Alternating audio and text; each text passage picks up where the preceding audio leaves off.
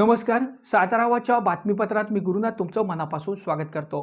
सातारा आवाज न्यूज चॅनलतर्फे खरं तर शालेय विद्यार्थी तसेच महाविद्यालयीन विद्यार्थ्यांच्या अनुषंगानं अन्न औषध प्रशासनाच्या मोहिमेमध्ये सहभागी होण्यासाठी आपण आवाहन करत आहोत.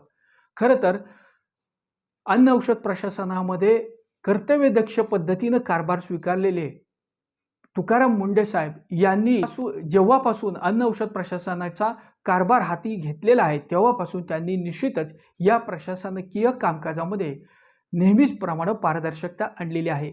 विविध स्वरूपात कारवाईचा धडाका त्यांनी सुरू केलेला आहे. याच अनुषंगाने सातारा जिल्ह्यामध्ये देखील शालेय तसेच महाविद्यालयीन विद्यार्थ्यांच्या आरोग्याच्या दृष्टीने लवकरच अन्न औषध प्रशासन आणि सातारा प्राथमिक तसेच माध्यमिक शिक्षणाधिकारी यांच्या माध्यमातून बैठकीचं आयोजन केलं जाणार आहे.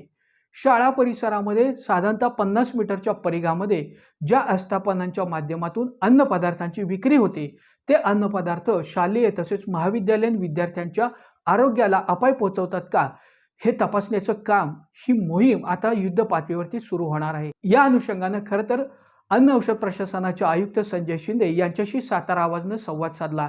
यावेळी बोलताना त्यांनी जिल्ह्यातील अन्न औषध प्रशासनाच्या कारवाईचा आढावा दिला.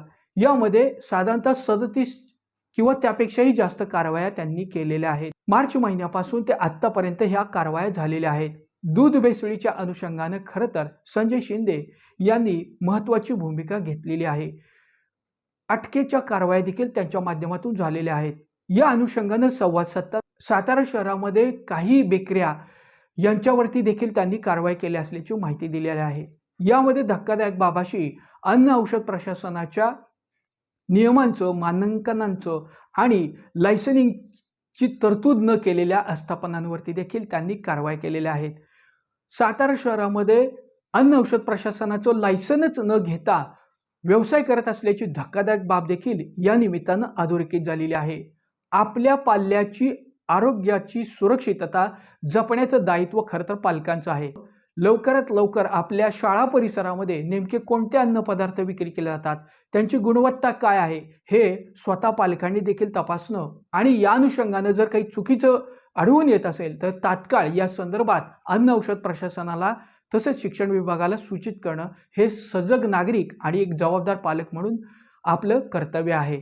या अनुषंगाने आपल्याला जर काही माहिती सूचना करायची असतील तर तुम्हाला सातारा आवाज न्यूज चॅनलचं व्यासपीठ उपलब्ध आहे.